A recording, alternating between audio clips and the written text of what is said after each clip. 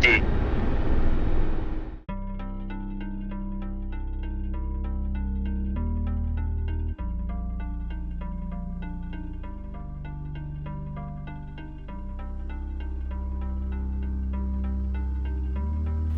First, select your desired detent and mount it to the base. I prefer the included Warthog detent.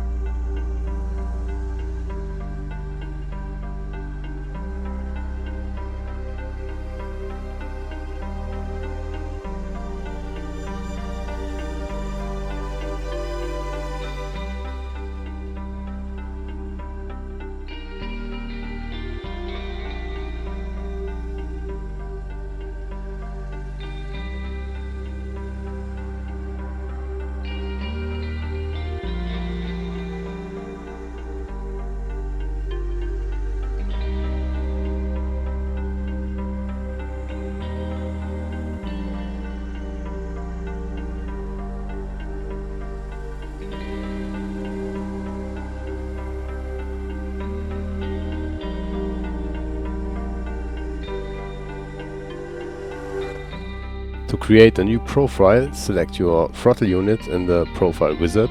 In my case, it's the VPC MongoostT-50CM3. Additionally, I can choose whether to use the rotary switch on the device as a modifier or set it as buttons in the game.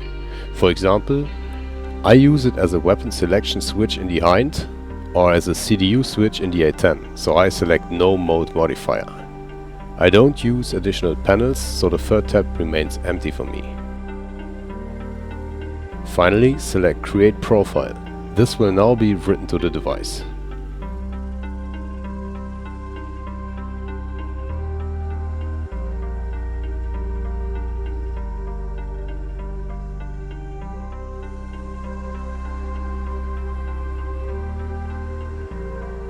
Now switch to the Axis tab. RX stands for the left throttle lever and RY stands for the right throttle lever. First, perform a calibration. Click Calibrate at the bottom right. Move both throttle levers fully forward and backward several times, including the off detent position.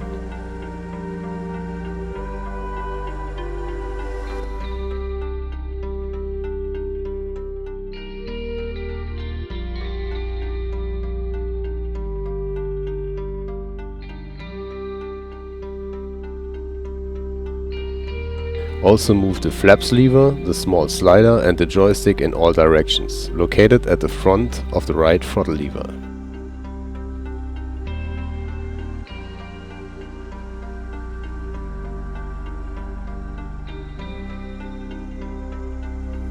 Click Save at the bottom right and then Save VPC device at the top. This saves the calibration to the device.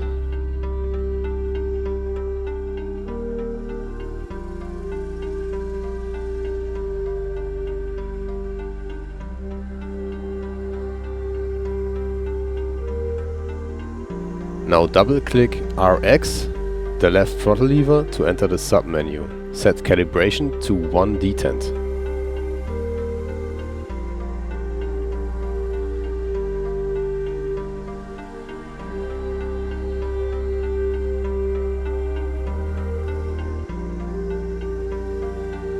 Move the left throttle lever to the maximum position and double-click in the field Axis End. This automatically transfers the actual maximum value into the box. This way, the device, as well as the simulation later, knows which lever position corresponds to full throttle.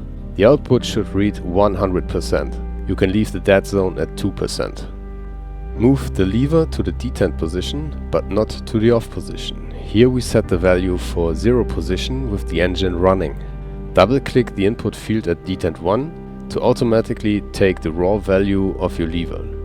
The output should be 0% to set this position as the new 0 position. Set the dead zone to off. Finally, move the throttle lever to the off position behind the detent. There should be no play here either. Double-click the input field at axis begin to take the value. The output should logically be 0% throttle and leave the dead zone at 2%. By clicking Save and Next, you will move to the right throttle lever, for which you will repeat the entire procedure. It will have different values, which is normal.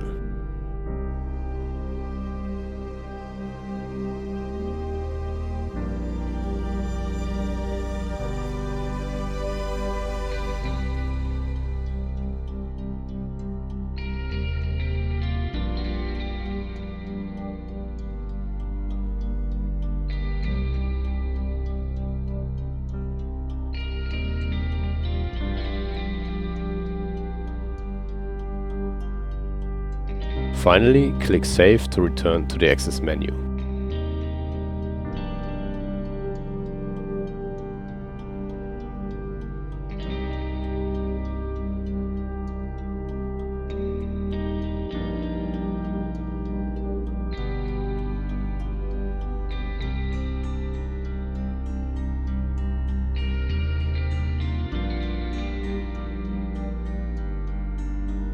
Now we define the areas where the off or idle position should be detected. Since we need a total of 4 areas distributed over 2 axes, we set 4 fields of the hardware type in the access to button area. Hardware instead of logic, because we will feed these with the raw values of our freshly calibrated throttle levers. For access, we enter the number 1 in 2 fields and the number 2 in the other 2 fields. The 1 stands for the left throttle lever and the 2 stands for the right one. In the first 1 and 2 fields we define the off position. This should be below the raw value when the throttle lever is in the off position. In my case it is 10,814, so I set a range from value below that, namely 10,700. This ensures that off is really off. The range 2 must be below the raw value of the idle position to ensure that off is no longer detected in the idle state. In my case, the raw value in the idle position is 12,231, so I enter 11,100. These values may vary for you depending on your hardware, so please check and adjust them as necessary. These are also probably not the final values, as we will test and possibly correct them in the button tab shortly. Now the same process for the right throttle lever. Set the range from below the off position value. 9,123 is the raw value, I use 9,000. Range 2 should be below the idle position, so below 10,730. Here I initially use 9,600. The same applies to the fields for the idle position. The range from should be about the idle raw value, since the throttle lever should be recognized as idle from this point. For me it is currently 12,209, so I initially enter 12,300. The range 2 can be chosen freely. I prefer value in the last third of the throttle range. There are no disadvantages to choosing a high value, but problems could arise if this value is too low. In this example I simply add 5,000 to the idle value and enter 17,300. The same process for the right throttle lever. Here I round the idle value of 10,727 to a range from of 10,800 and enter a range 2 of 17,600. Adding 5,000 like with the left lever would also suffice, but it makes no difference in later simulation use. Now it's time to transfer everything to the device again, so we click Save VPC device once more.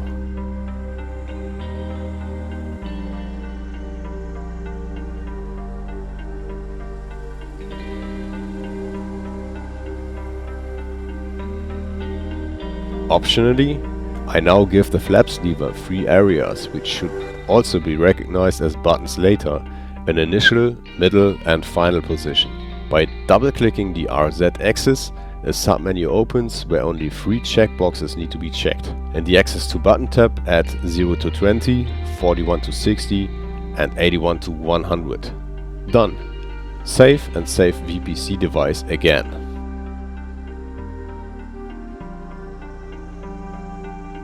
A click on the Button tab brings us to the correct menu. The areas we have defined so far are initially recognized only by the Virpil device itself, a so-called physical button. For Windows or our simulation to recognize these as well, we must now assign these physical buttons to logical buttons. On the right side you can see all the existing assignments of my CM3 device. At the very bottom you can also see the newly added areas, aka ranges, and the flaps lever recognized as physical buttons. In the physical button state field at the bottom left, all physical buttons are visually displayed as Windows recognizes them. Gray means not used yet, red means active, and blue means it was recently used but is currently not active. With reset button stat, all blue fields are reset to gray, and only current active buttons remain red. Here you can perfectly see if all switches and buttons of the device are working and check if the off and idle detents switch as we want them to. In the mentioned right area, the numbers of the logical buttons are displayed. By double-clicking on the first free unbound logical button, a submenu opens where we can assign the physical numbers of the detents or the flaps lever. Button 61, the first free logical slot, gets assigned to 73. Save and next. Button 62 gets assigned to 74, and so on up to 79. The numbers you need to enter can be found at the bottom right of the list. These can vary and may even change during reconfigurations. Finally, click Save without proceeding further and you will be back in the buttons menu. Now we test everything. Moving the flaps lever should activate the physical buttons 73, 74 and 75 in the initial, middle and final positions. We set these areas earlier at 0 to 20, 41 to 60 and 81 to 100% lever positions. Next, we check the recognition of the left throttle lever position. In the off position, 76 should be red, and in the idle position and beyond, 78 should be red. These are the bindings we will set later in the simulation. I am not entirely satisfied because the lowest idle position is not well recognized yet, but the area above is, which should suffice to start an engine without issues. However, being a perfectionist, I adjust this by lowering the idle range of the left throttle lever from 12,300 to 12,000. Changes require a safe VPC device each time to be applied. Back to the buttons tab. Another test shows that it is now perfect.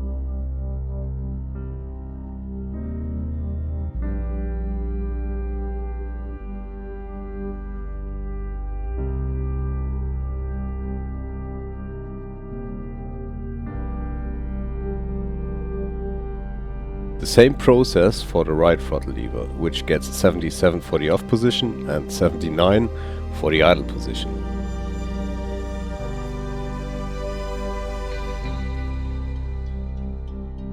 Here too, I adjust the idle range from slightly downwards from 10,700 to 10,500 to ensure fully activation at the maximum idle position. Again, save VPC device to transfer and save.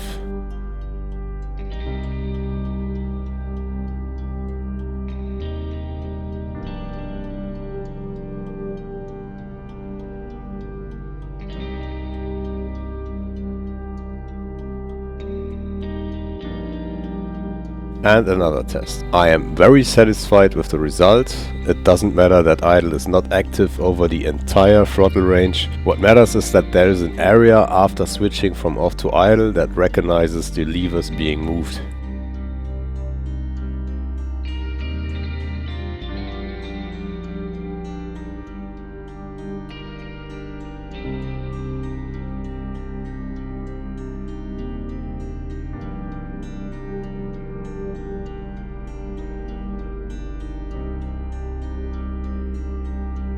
Now we come to the relaxed and fun part of the story. Let's configure the off idle detent and flaps lever using buttons instead of axes for the A10C2 in DCS World. Afterwards we will also configure the off idle for the F16 in DCS. Navigate to the options menu, select the A10C2 if you own it, switch to the systems tab and find engine start left, engine start right, engine stop left, engine stop right. Double-click engine start left in the category of your VPC throttle and move your left throttle lever to the idle position. Button 66 should be recognized. Click OK and do the same with engine start right and the right throttle lever. Button 67 should be displayed. The button number might be different for you, as explained earlier, but it will be the one you connected in the Virpil software. For engine stop left, move the left throttle lever to the off position. Button 64 should be recognized and saved with OK. Engine stop right in the off position will result in button 65, which you also confirm with OK. Also in the Systems tab you will find flaps down and flaps up, which you can bind to the initial or final position of the flaps lever. Buttons 61 and 63 should be recognized.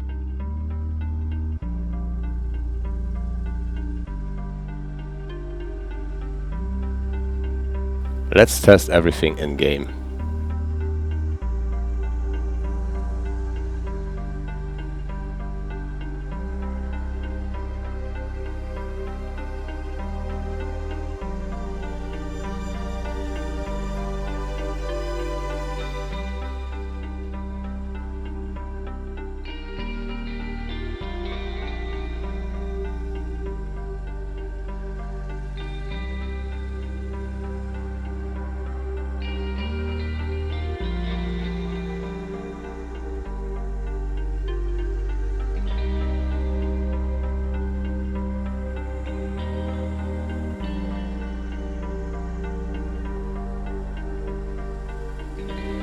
This method works with all other modules or simulations as well. Here's another example using the F16 in DCS. Again, go to the options, select the F16C if you own it. For simplicity, I use the search function and get referred to the throttle quadrant category. What a surprise! So I switch to the throttle quadrant category and assign throttle idle and throttle off to the respective positions of my left throttle lever. Off, button 64 for me. Idle, button 66. Since I bind both together and operate them simultaneously, it doesn't matter which lever I bind.